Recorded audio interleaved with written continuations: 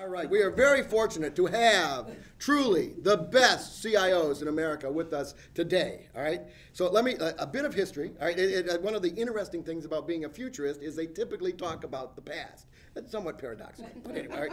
But in 1834, take your minds back, in 1834, a group of poets, natural philosophers, and statesmen came together and coined the phrase scientist, all right? The world came to think that science is what scientists do. In 1981, move forward, all right. In 1981, an IT practitioner and an academic coined the phrase Chief Information Officer.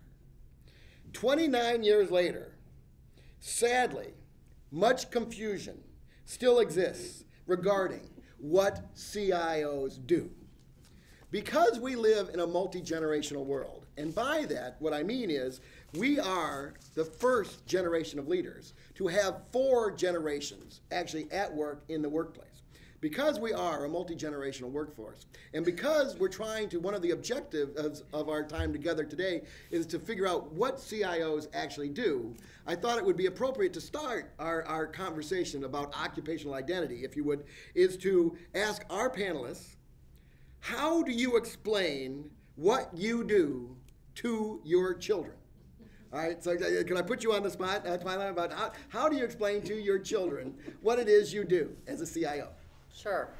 So in the simplest terms, what I tell them is we go to a restaurant to eat out, and what I do is to make sure that we can get the food products to the restaurant so they can cook them so we can eat them. I don't get into all the details about the technology side of it. My 19-year-old. So I didn't hear any buzzwords in that explanation. Didn't hear any bits or bytes or give her good free or like none. Nope. It's all about the business, the business side. Try to keep it about that. All right. Yep. Thomas. I tell my kids I sit in a chair in front of a computer and tell people what to do.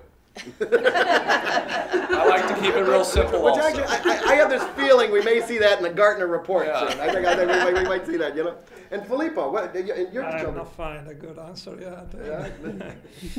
Particularly with my mother. With my kids is easy, but with my mother, I've not been able to explain to her what I do for a living. But it is a try to find what is needed for the business. And then come up with the right solutions to address and anticipate business needs. Super. And Laverne? It is an interesting one. I think our mothers are the hardest ones. They know we do something. They're not quite sure what it is, but so it truly is multi-generational. It's not just the ones who come next and the ones who went before. It is. It's totally trying to explain to my husband too, as well as what I do. It's this part. He thinks it's all witchcraft, actually. But I think. At the end of the day, I really just talk about working with great people and trying to enable healthcare. And so they sort of get that. And we don't spend time talking about the technology. We really talk about the difference we try to make. Super. All right, so ladies and gentlemen, what we've heard is from the 4 greatest like CIOs in America today. I mean, there still is some occupational ambiguity about what it is that we do as CIOs, and so which is understandable because it's a very my research at UCLA and UC Berkeley demonstrates unambiguously that the most challenging job in the C-suite today is the CIO job.